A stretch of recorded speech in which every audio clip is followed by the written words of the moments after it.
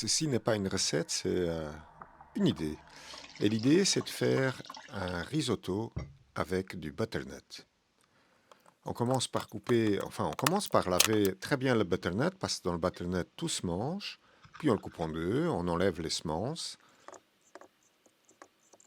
Là, je fais des stries pour bien incorporer le goût, mais aussi faciliter la cuisson. Et on assaisonne un tout petit peu, poivre et sel.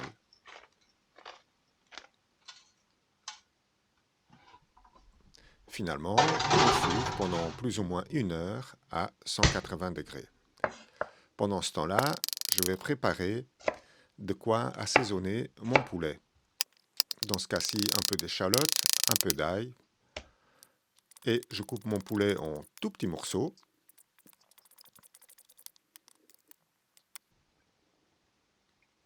Finalement, j'ajoute de l'huile d'olive, un peu de vin rouge, du poivre, du sel, quelques épiceries comme du curcuma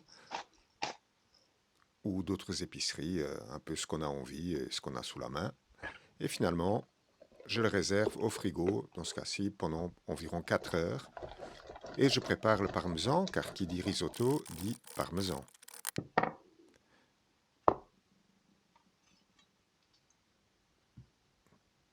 Les tomates, c'est pour après, pour faire un peu de chaud-froid et relever un peu le goût.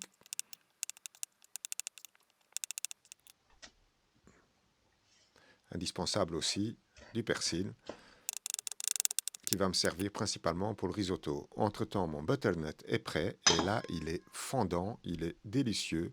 C'est vraiment, on comprend butter, beurre, parce que c'est du beurre. 4 heures sont passées, je vais maintenant préparer mon poulet. Ou plutôt le faire frire et toujours goûter, et sinon quelque chose, dans ce cas-ci du sel, du poivre ou autre chose, on assaisonne pour qu'il soit vraiment à notre goût. Finalement, je vais démarrer mon risotto. Je commence par faire suer ou faire revenir mes oignons. Je rajoute le persil. Ça va être la base aromatique du risotto, en plus du bouillon de volaille maison. Quand tout cela est prêt, je rajoute le risotto que je laisse un peu torréfier avant d'ajouter le bouillon de poulet maison.